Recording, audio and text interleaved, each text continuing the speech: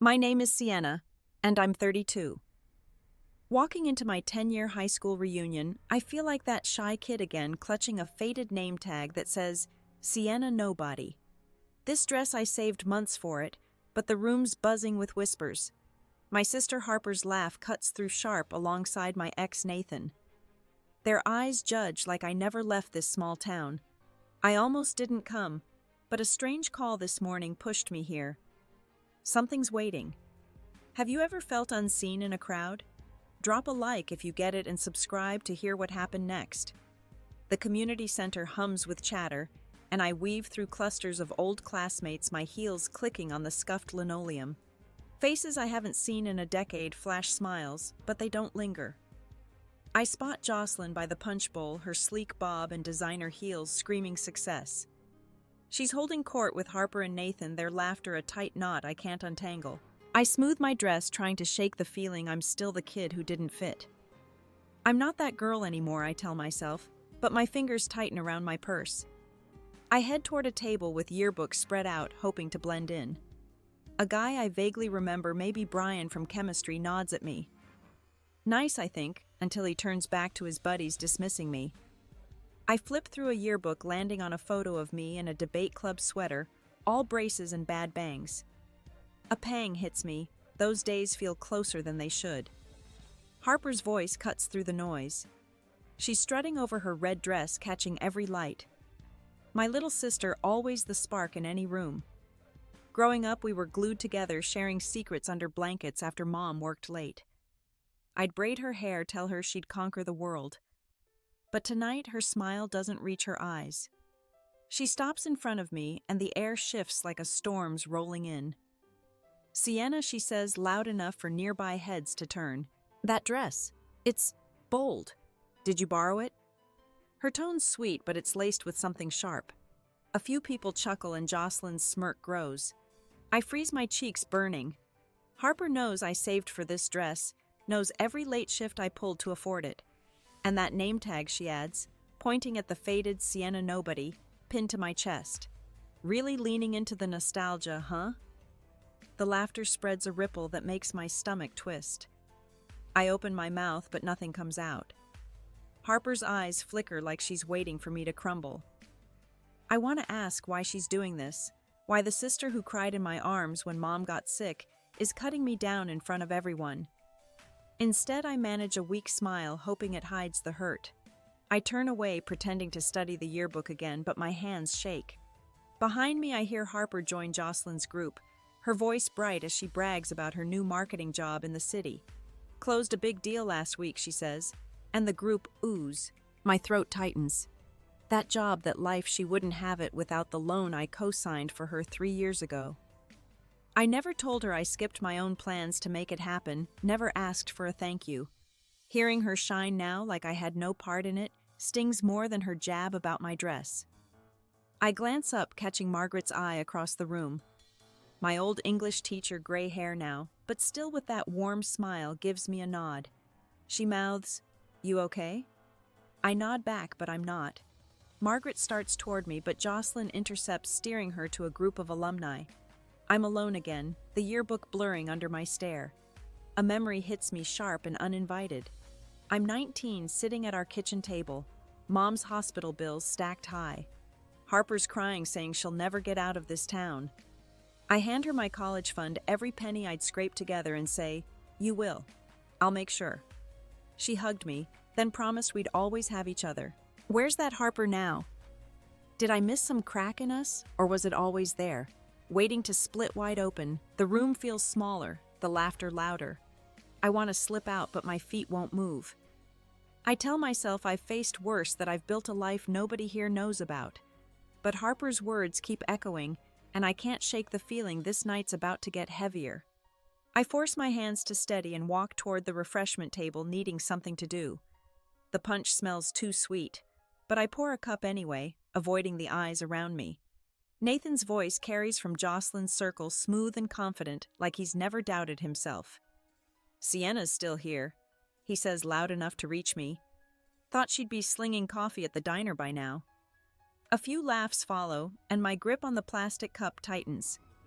He knows I left town years ago, knows we ended because he wanted flashier friends. Why kick me when I'm already down? I turn, catching his gaze. Nathan's older now, lines around his eyes, but that smug grin hasn't changed. He leans into Jocelyn, who giggles, her hand on his arm. My chest aches. Not for him, but for the girl I was thinking his love meant I was enough. I set the cup down harder than I mean to, and head for a quieter corner near the old trophy case. The glass case glints under fluorescent lights, filled with relics of our high school glory days. There's a photo on the wall beside it, a collage of our graduating class. I spot myself in the back row, hair tucked behind my ears, working a double shift the day it was taken. Someone scrawled in marker across my face, "Forever a waitress." The words hit like a slap. The snickers behind me grow, and I realize people are watching, waiting for my reaction. I want to rip the photo down, but I don't. I won't give them the satisfaction. Margaret's voice breaks through, soft but firm. "That's enough," she says, stepping between me and the crowd. She's glaring at Jocelyn's group, her teacher's authority still sharp. "Sienna's worth more than your cheap shots." I'm grateful, but the damage is done. Whispers spread, and I catch Harper's name in the mix. Margaret pulls me aside, her hand gentle on my elbow. "Harper's been talking," she murmurs. "Said you never left town, that you're still scraping by." I didn't believe it, but others did. My breath catches. Harper spread that lie. My sister, who knows I've been gone building something bigger than this town could dream. I look for her, but she's vanished into the crowd, her red dress a blur. The betrayal sinks deeper, a weight I can't shake. I think of the nights I stayed up helping her with college applications, cheering her on when she doubted herself. Was it all a lie, her leaning on me while planning to tear me down? I slip into a side hallway, needing air. The noise fades, but my thoughts don't. I lean against the cool brick wall, replaying every moment with Harper, searching for when things changed. A memory surfaces, her graduation, when she hugged me and said, "You're my rock." I believed her. Now I'm not sure what was real. My phone buzzes in my purse, but I ignore it, too raw to deal with anyone. Outside, through a window, I see a man in a suit standing under a streetlight. He's watching the building, his face shadowed. I frown, a chill running through me. He was there earlier, wasn't he? The punch table's laughter spikes again, pulling me back. I straighten, wiping my eyes before anyone can see. I won't run. Not yet. But as I step toward the main room, that man outside moves, his phone pressed to his ear. The air feels heavier, like something's about to break. I don't know what, but I'm not sure I'm ready for it. I step back into the main room, the chatter hitting me like a wall. My pulse races, Harper's betrayal burning in my chest. I scan for her, but she's tucked behind Jocelyn's clique, her laugh sharp and forced. The reunion's taken on a cruel edge, and I'm not sure how much more I can take. I head toward a table with old class photos, hoping to disappear, but Jocelyn's voice booms over a microphone. "Time for our reunion superlatives," she announces, her smile all teeth. The crowd cheers, but my stomach drops. She holds up a stack of index cards, her eyes locking on mine for a split second. "We've all voted," she says. "For who's most likely to, well, you'll see." Nathan claps, leaning back in his chair, and Harper joins in, her hands quick and loud. I grip the edge of the table, my knuckles whitening. This isn't just a game. It's a setup, and I'm the target. Jocelyn starts reading cards, each one a jab at someone's past. Most laugh it off, but when she pulls the next card, her grin widens. "Most likely to stay invisible," she says, pausing for effect. "Sienna." Harper whoops, and Nathan seconds it, his voice carrying over the crowd's laughter. My face burns, the room tilting. I'm 17 again, eating lunch alone in the library, pretending I didn't care. But I did. I always did. I want to bolt, but my feet stay rooted. Reese, standing near the back, catches my eye. She shakes her head, her expression fierce, and starts pushing through the crowd toward me. "This is garbage," she mutters when she reaches my side. Harper's behind this. She's been stirring them up all night. I swallow hard, my throat tight. Why, I whisper. Reese hesitates, then says, She's jealous. Always has been. Told me you got everything she wanted. Her words hit like a punch, jealous of me. The sister who gave up everything so she could shine. I think of the nights I worked doubles to pay our rent, how I cheered at her college acceptance while I stayed behind. Reese grabs my arm, pulling me toward a quieter corner. She's been telling people you're a nobody, she says. I tried to shut it down, but Jocelyn's eating it up. Before I can respond, Jocelyn's voice cuts through again. Let's hear from the winner, she calls, waving me forward. The crowd parts, eyes on me. I don't move, but Harper steps up, her red dress blazing under the lights. Come on, Sienna, she says, her tone mocking. Don't be shy now. Nathan laughs, and Jocelyn hands Harper the mic. My sister takes it, her eyes glinting. Sienna's always been quiet, she says. Guess some things never change. The room erupts, and I feel like I'm drowning. Reese squeezes my arm, whispering, don't let her win. But it's not just Harper. It's Nathan, Jocelyn, the whole room piling on their laughter, carving into me. I flash to a memory, Harper at 16 screaming that I was Mom's favorite, that I made her feel small. I brushed it off, then thinking she'd grow out of it. Now I see it never stopped. She's been waiting to tear me down. I look toward the window, needing an escape, and spot that man in the suit again. He's closer now, standing by the entrance, his gaze fixed on me. My skin prickles. Who is he? The crowd's still laughing, Harper's voice droning on, but something's shifting. I can feel it like a storm about to break. Harper's voice fades as I turn away from the window, my heart pounding. The man in the suit is gone, but his presence lingers like a warning I can't decode. The crowd's laughter swirls around me, a relentless hum, and I feel Reese's hand slip from my arm as she's pulled into a conversation. I'm alone again, the superlative game still raging. Jocelyn's back at the mic, her voice syrupy. Let's keep it going. Who's got a Sienna story to share? My stomach lurches. They're not done. A guy steps forward. Maybe Kyle from math class, his grin sloppy from too much punch. I remember Sienna at the diner, he says, holding an imaginary tray. Always dropping plates, right? The room roars and I flinch, picturing those sweaty summer shifts, saving every tip for Mom's meds. I never dropped a plate, but the truth doesn't matter here. Another voice chimes in, a woman I don't recognize. Her dad bailed, didn't he? Guess failure runs in the family. The words cut deeper than I expect. Dad's name hasn't crossed my mind in years, not since I stopped chasing his ghost. I was 10 when he left, promising to call. He never did. Now this room's dragging him up, using him to bury me. My eyes sting, but I blink hard, refusing to let them see me break. Jocelyn eggs them on, handing the mic to Nathan. He takes it, his posture casual, like this is all a joke. Sienna was sweet, he says, pausing for effect. But she was always nothing special. Jocelyn laughs, draping an arm around him. Guess that's why we're together now. My breath catches the room spinning. Nathan's words echo our last fight when he said I'd never be enough for his world. I see Jocelyn's hand on her diamond ring glinting and realize she's not just his date, she's his fiancée. The crowd doesn't notice my shock, but Harper does. She's back in the circle, her eyes locked on me, no trace of the sister I knew. She leans into Jocelyn, whispering, and they both laugh, the sound slicing through me. I stumble toward the photo collage again, needing something to ground me. My fingers trace the marker scroll, forever. A waitress and I notice a new addition, a sticky note with nobody's kid scribbled in fresh ink. My knees weaken. This isn't just a game anymore. It's a public execution. I think of Mom, how she'd tell me to hold my head high, but she's not here and I'm crumbling.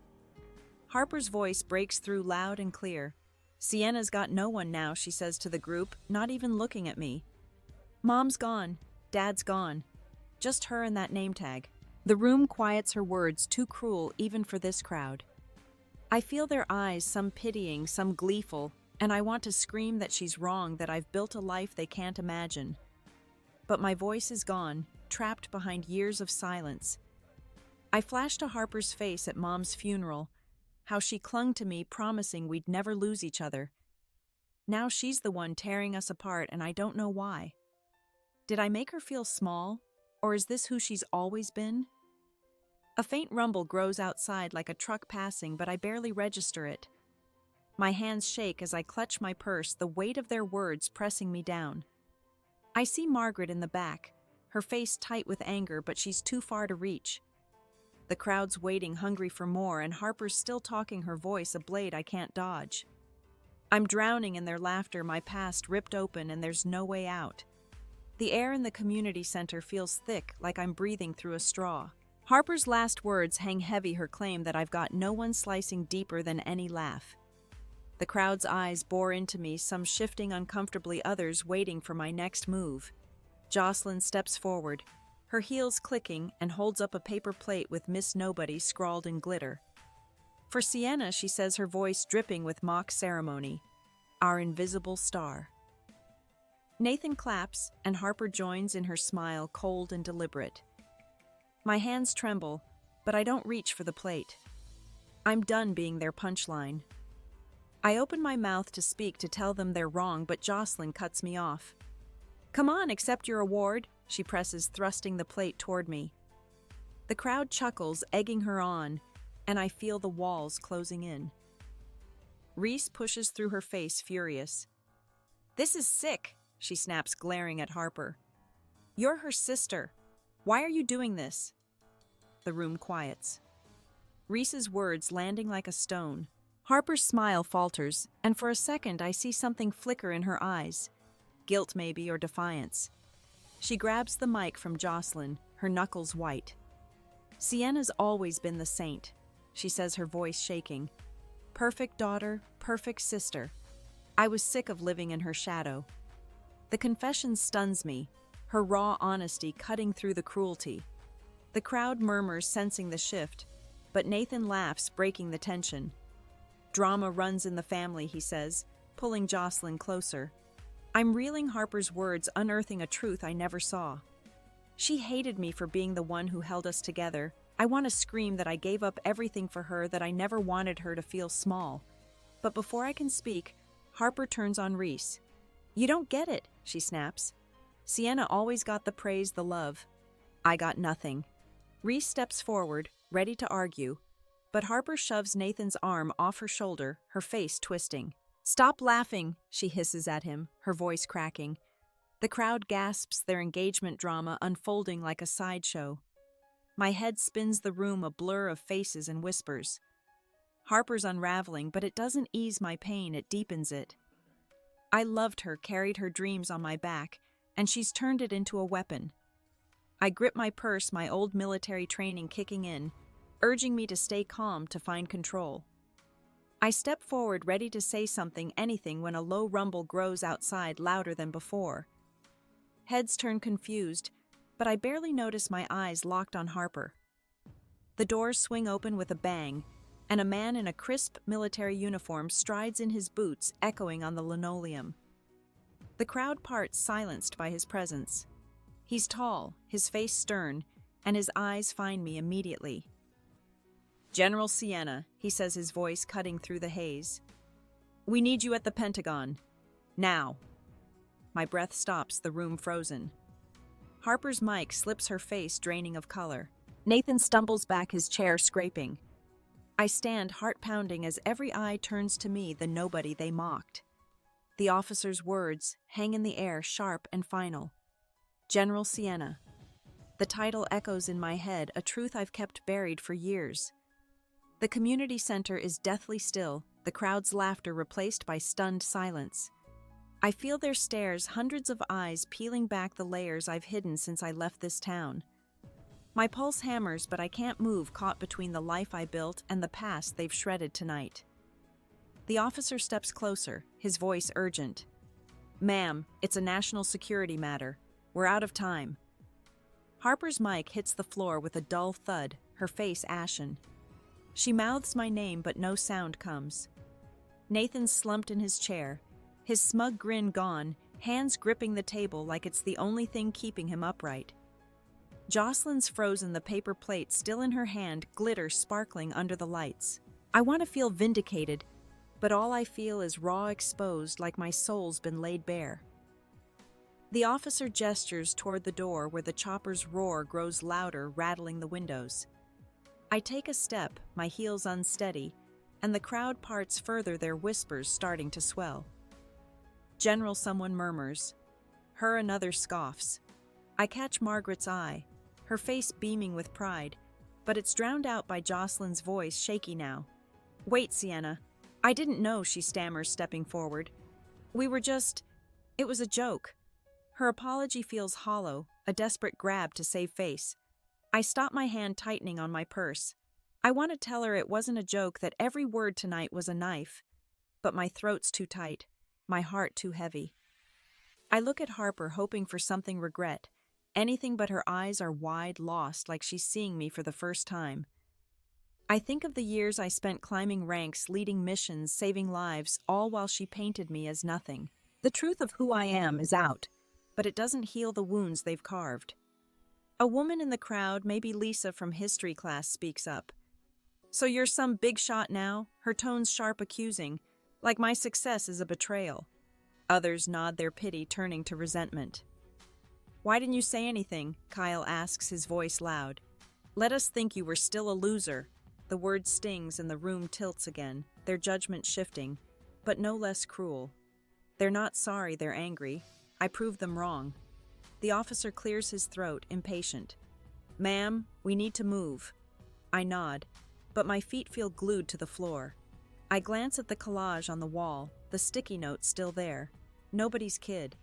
It's who they wanted me to be, who I fought every day not to become. I reach for my name tag pinned to my dress and rip it off the paper, tearing with a soft snap. The sound feels louder than it should, a final break from their labels. I turn toward the door, the chopper's blades a deafening pulse now. Harper takes a step, her hand outstretched, but she stops, her face crumpling. Nathan's staring at the floor, Jocelyn's muttering to herself, and the crowd's whispers grow into a chaotic hum. I'm at the center of their shock, their regret, their envy, and it's suffocating. I've won, haven't I? But as I walk toward the exit, my chest aches with a hollow pain, like everything I am still isn't enough. The chopper's blades slice through the night, a steady thrum that drowns out the community center's chaos as I climb aboard. The officer, Colonel Harris, hands me a headset, his expression all business. Cyber attack on critical infrastructure, he says, voice clipped. You're our lead. I nod, slipping the headset on the weight of my title settling over me. General Sienna. The words still feel foreign after the reunion's venom, but I push them aside. There's work to do, and I've never backed down from a fight. I settle into a seat, the cabin's dim lights casting shadows across my lap. Outside, the town shrinks to a speck. The community center, a faint glow. Harper's crumpled face flashes in my mind, her hand reaching for me, and Nathan's stunned silence. I want to hate them, to let their cruelty fuel me, but my chest aches with something heavier, loss. I shake it off, focusing on the tablet Harris hands me, its screen flashing with encrypted data. We've got a breach in the power grid, he explains, pulling up a map. Eastern seaboard's at risk. You've run drills for this. I have countless times in bunkers and war rooms leading teams through worst-case scenarios. I tap the screen, pulling up attack vectors, my mind shifting into the rhythm I know best. Targeted malware. I say, scanning the code. They're exploiting outdated firewalls. Harris nods, but his eyes search mine like he's checking if I'm rattled. I'm not. Not here. The video call connects, and my team's faces fill the screen, analysts, coders, field ops, all waiting for my orders. I take a breath, my voice steady. Isolate the affected nodes, I say. Reroute power to backups and run a trace on the source. They snap to action, and I feel a flicker of control, something the reunion stripped away. Leading feels like slipping into an old jacket, worn but familiar. I'm not the nobody they mocked, I'm the one who gets it done. A young soldier, Lucas, pipes up from the call. Ma'am, your playbook from the 22 exercise, it saved my unit when we got hit overseas. His words catch me off guard, a reminder of lives I've touched, missions I've led. I nod, managing a small smile. Glad it helped Lucas. Let's keep this grid up. He grins and the team dives deeper, their trust grounding me. For a moment, I'm just Sienna, the leader, not the sister who got betrayed. But Harper's shadow lingers. My phone buzzes in my purse and I glance at it, a text from Reese. Harper's a mess, it reads. She's at the diner crying. I'm with her. My jaw tightens. Part of me wants to ignore it to let Harper stew in her guilt, but another part, the one that braided her hair and wiped her tears, can't. I think of Mom, how she'd tell me family's worth fighting for even when it hurts. I tuck the phone away, but the pull stays. I lean back, staring at the tablet's glowing lines. This crisis, this chopper, it's my world, the one I built from scratch. But Harper's words at the reunion, her claim I stole her light, gnaw at me. I've spent years running from family wounds, burying them under medals and missions. Maybe it's time to face them. I decide mid-flight to find her after this is over. Not to fix her, but to understand why she broke us. The chopper banks city lights looming below. I'm not just a general tonight. I'm a sister, a survivor, and I'm done hiding. Something's rising in me, a quiet strength I haven't felt in years, ready to take on whatever comes next. The chopper lands at a secure airstrip, and I step onto the tarmac, the night air sharp against my skin. Harris ushers me to a waiting car, but my mind's already racing ahead, not just to the crisis, but to Harper. I slide into the back seat, the tablet still open on my lap, my team's updates streaming in. They've traced the cyber attack to a foreign server, and I fire off new orders, lock down the grid's access points. Run a decoy to flush them out. My voice is calm, but inside, I'm steeling myself for what comes after. As we speed toward the command center, I pull out my phone and text Reese, I'll meet Harper tomorrow. Diner noon. My thumb hovers over the send button, a flicker of doubt creeping in. What if Harper's too far gone?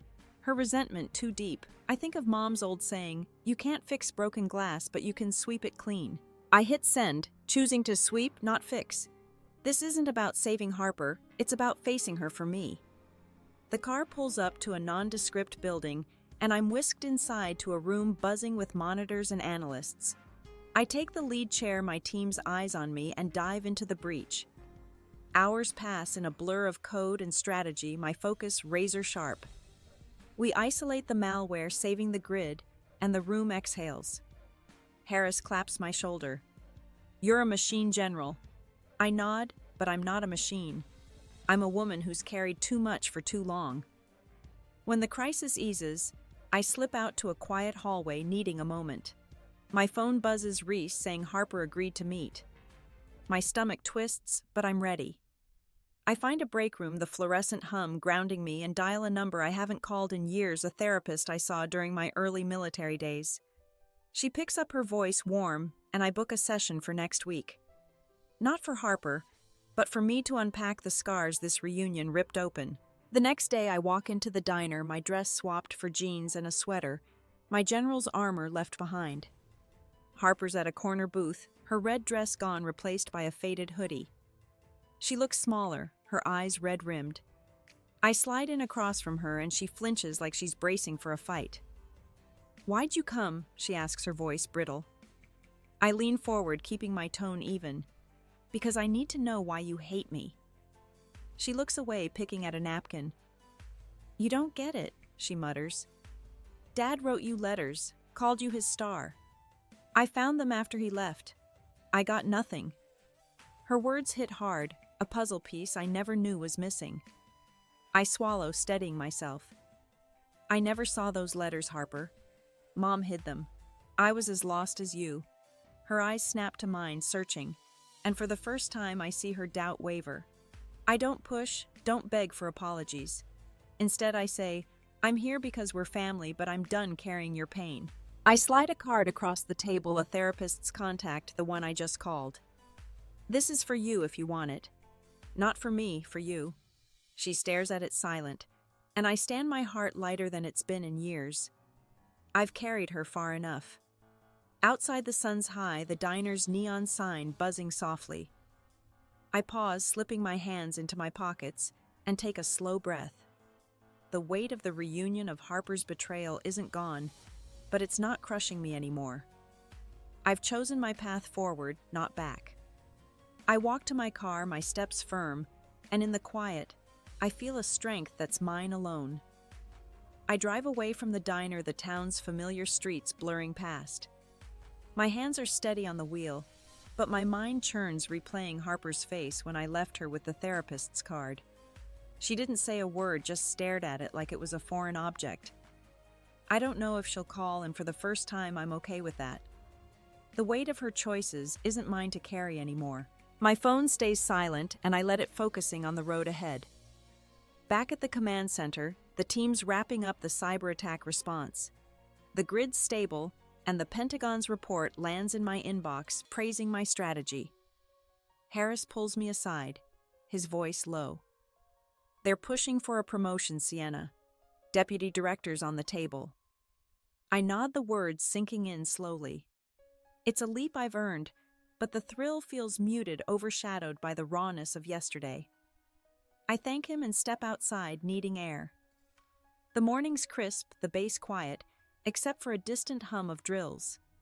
I walk to a bench overlooking the tarmac, my boots crunching on gravel. My email pings a message from Lucas, the young soldier from the chopper. He's attached a video labeled, "For the General." I hesitate, then play it. Faces from my unit fill the screen, each sharing a story. A coder credits my training for her confidence. A field op says my calm under fire kept his team alive. Lucas speaks last, his voice earnest. "You showed us what strength looks like, ma'am. Not just in war, but in life." I pause the video, my throat tight. These people, my people, see me in ways the reunion never could. I think of the collage, the sticky note, the years I spent proving I wasn't nobody's kid. This video, these voices, they're proof I've built something real. I save it to watch later, a reminder for darker days. But the ache from Harper lingers, a bruise I can't ignore. My phone buzzes, a text from Reese. Harper's at her apartment reading old letters. She's talking about therapy. Small step, I guess. I stare at the words, a flicker of hope stirring, but it's cautious, guarded. Harper's taking a step, but it's hers to walk, not mine to pave. I text back, "Thanks for being there. Keep me posted." I slip the phone into my pocket, my mind drifting to Mom. She'd want me to keep the door open, but not at my own expense. I head to a small chapel on base, a place I've passed but never entered. It's empty, the wooden pews worn smooth. I sit, the silence wrapping around me like a blanket. I don't pray, not exactly, but I think of Mom, her tired smile after long shifts, her insistence that family was everything. I whisper to her wherever she is, "I'm trying, Mom. I'm trying to make you proud." The words feel small, but they steady me like a tether to who I am. As I leave the chapel, my email pings again. It's Nathan, a subject line reading, "I'm sorry." I don't open it. His words, his regret, they're too late, and I'm too tired to care. I delete it, the action quiet but final. The base's flag snaps in the breeze, and I stand still, the world holding its breath. Harper's out there, maybe changing, maybe not. My team's waiting, my future's calling. But right now, I'm just Sienna, and I'm not sure what comes next. I walk back from the chapel, the base's morning hum picking up around me. My boots hit the pavement in a steady rhythm, but my thoughts are elsewhere, tangled in the quiet shift I feel inside.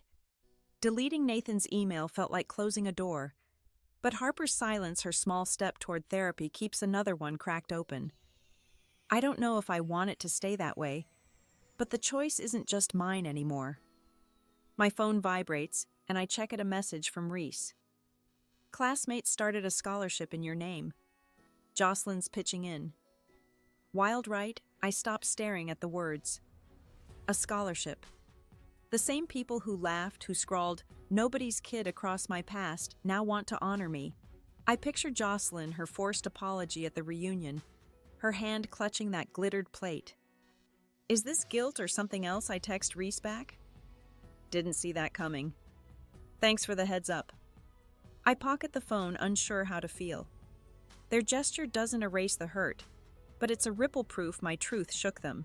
At the command center, I'm pulled into a briefing, but my mind drifts to a memory of Mom's kitchen, her recipe cards scattered on the counter. Harper and I would bake flour dusting our cheeks, her giggle filling the room. That girl feels so far from the woman who tore me down. I shake it off, focusing on the briefing, but later Reese sends another update. Harper's asked to meet again, this time at our old house. My stomach twists. Going back there where Mom's absence still lingers feels like walking into a minefield. I agree, and the next evening I pull up to the house, its faded blue paint peeling under the streetlights.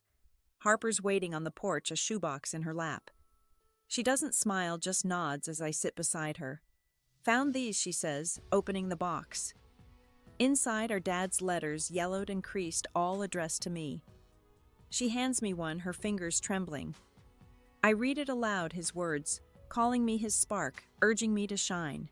My voice catches and Harper's eyes well up. "I hated you for these," she whispers. "I thought he loved you more." I set the letter down, the paper heavy in my hands.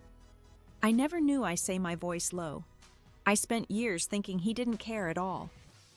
She nods, wiping her face, and for a moment, we're just two sisters grieving the same ghost. She admits to spreading the waitress rumor, her voice small.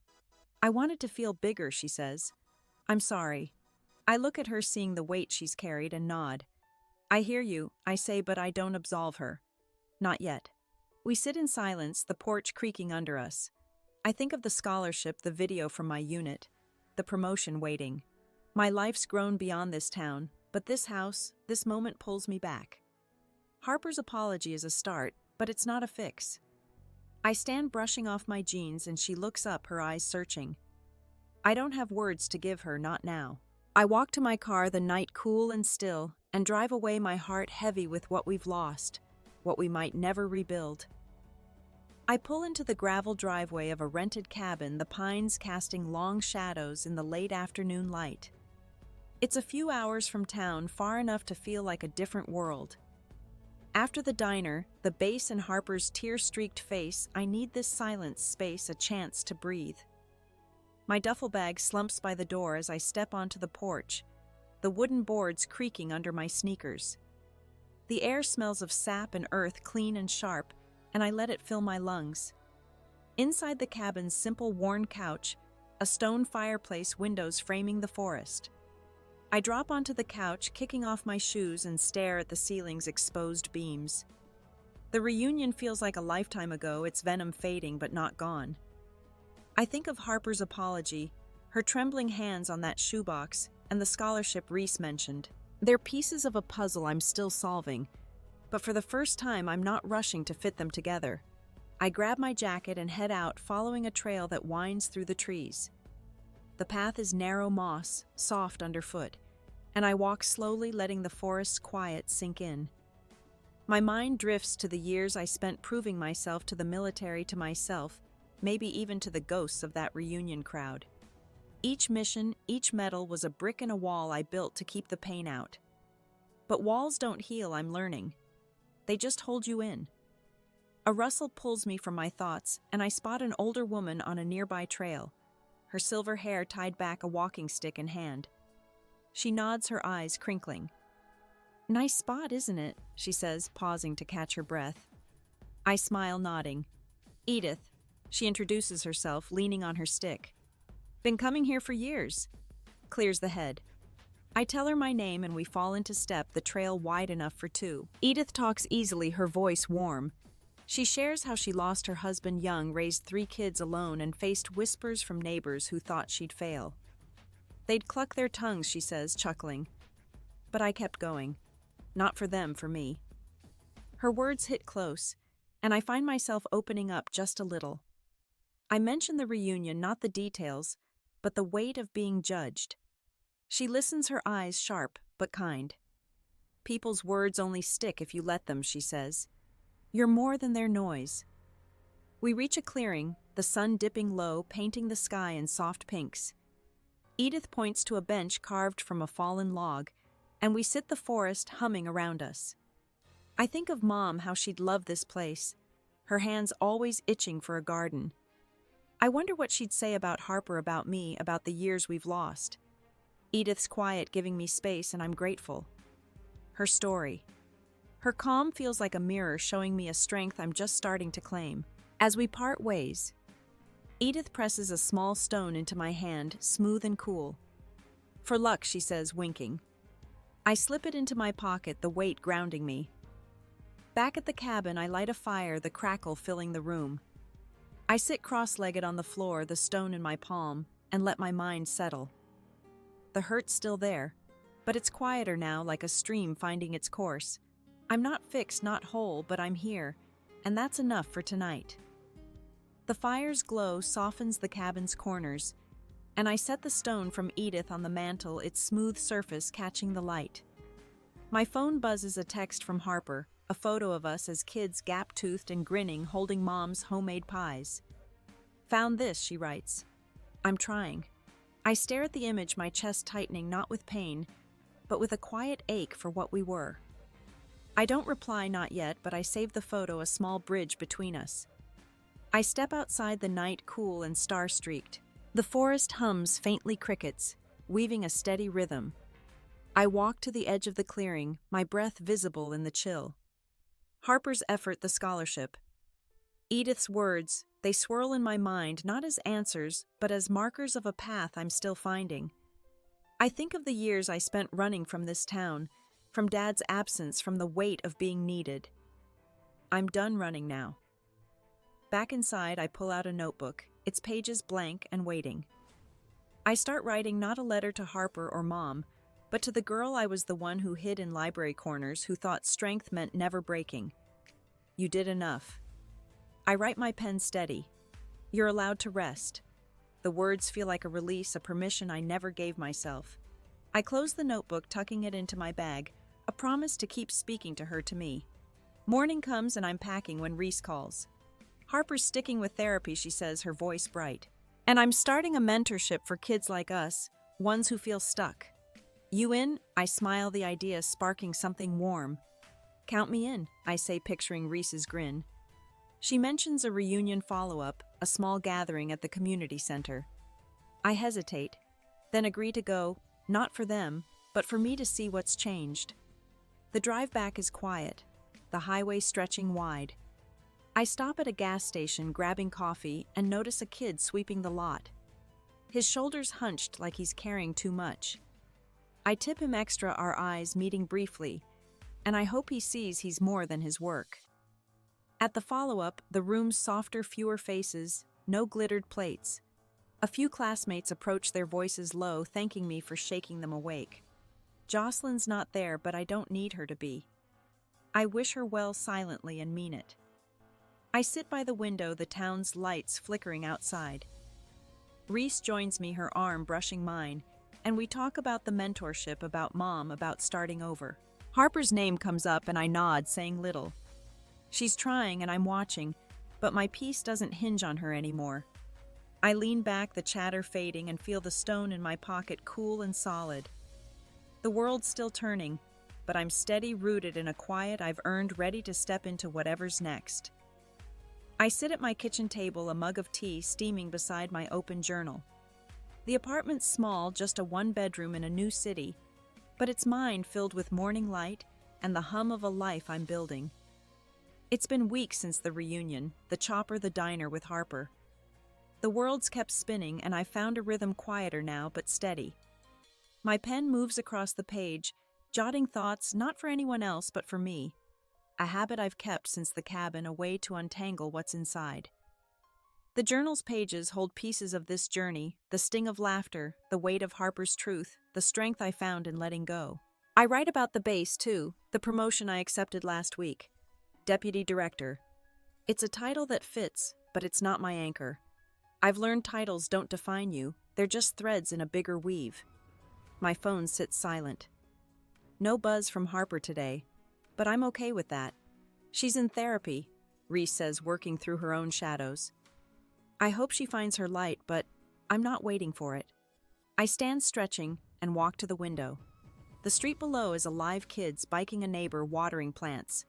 I've started running in the mornings, not for fitness, but for the way it clears my head. Each step on the pavement feels like a choice, a reminder I'm moving forward. Yesterday, I passed a community garden and signed up for a plot.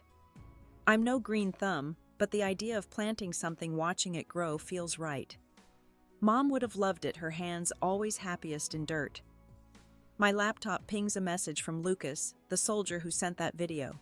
He's organizing a training session for new recruits and asks if I'll speak. I type back agreeing and smile, thinking of the young woman I met last week, a recruit with nervous eyes but a fierce spark. I shared a coffee with her, told her about my path, the doubts, the wins. She listened, her shoulders easing, and I saw myself in her, the girl who needed someone to say, "You're enough." I'm not her savior, but I can be her mirror. I pull on a sweater and head to the mailbox, a daily ritual that grounds me. There's a letter from Reese, a real one, not a text. I open it on the stoop, her handwriting looping across the page. She's expanding the mentorship program, helping kids in our old town. "You inspired this," she writes. "Your story woke people up." I fold the letter, my chest warm but not heavy. The scholarship's growing, too, funded by classmates I never thought would care. It's strange, their change, but I don't need their approval anymore. Back inside, I sip my tea, now lukewarm, and flip to a new journal page. I sketch a plan for the garden, plot herbs, maybe tomatoes, something simple. It's not about perfection, just growth. I think of the years I spent proving I wasn't nothing, how I let others' voices drown mine. That's over. I'm here in this moment with my tea, my plans, my quiet. The past is part of me, but it's not my cage. I set the pen down, the morning stretching wide, and breathe, feeling the edges of a piece I've fought for. I close my journal and step into the evening, locking the apartment door behind me. The city's alive, streetlights flickering on a soft buzz of life that feels like a pulse I'm part of. I walk to a nearby park, my sneakers quiet on the sidewalk, and find a bench under a sprawling oak.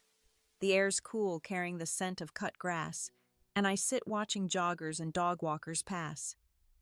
This moment, this simplicity is what I've been chasing, not a finish line, but a place to rest. I think of the recruit I spoke to, how her eyes lit up when I said, "Failure's just a detour." I think of Reese's letter, the kids she's lifting up, and the garden I'll plant, roots I'll tend. Harper's out there piecing herself together, and I'm rooting for her. But my peace doesn't hang on her progress. The reunion, with its laughter and cruelty, taught me something I didn't expect. Strength isn't about silencing the noise. It's about hearing it and choosing your own voice. I pull a small keychain from my pocket, a gift from Lucas after the training session. It's a tiny compass engraved with "Find Your North." I turn it in my hand, its needle steady. My north isn't a title or a town's approval. It's the quiet courage to keep going, to forgive without forgetting to love myself through the cracks. I've spent years thinking I had to be unbreakable, but the truth is softer. I'm enough even when I bend. I stand, slipping the compass back into my pocket, and walk home, the city's hum wrapping around me. At my door, I pause, glancing at the sky, a few stars piercing the urban glow. I think of Mom, her laugh, her stubborn hope. She'd say, "I'm doing all right," and for once I believe it. The past shaped me, but it doesn't own me. I'm Sienna, not nobody, and that's a truth I'll carry forward one step at a time. What's a moment that showed you your own strength even when the world doubted you? Share it in the comments. I'd love to hear your story. If this resonated, drop a like, subscribe for more journeys like mine, and share it with someone who needs a reminder they're enough. Thank you for listening, for being here. Here's to finding your north wherever it leads.